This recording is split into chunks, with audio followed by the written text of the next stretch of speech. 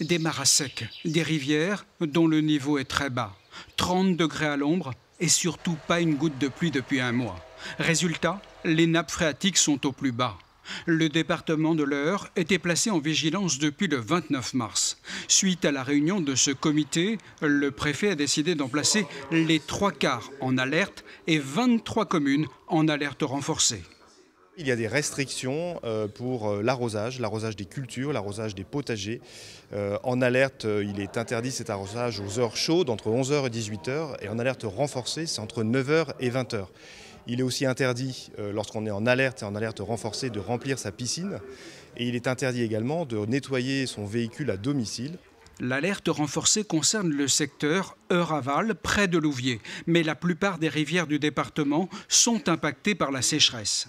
Cet agriculteur assistait au comité ressources en eau. De retour sur l'une de ses parcelles de lin, il constate les dégâts. Les tiges sont très courtes. Là, on fait 60, 70. Au lieu de 80, 90. Les fortes températures qu'on a, on cuit les lins.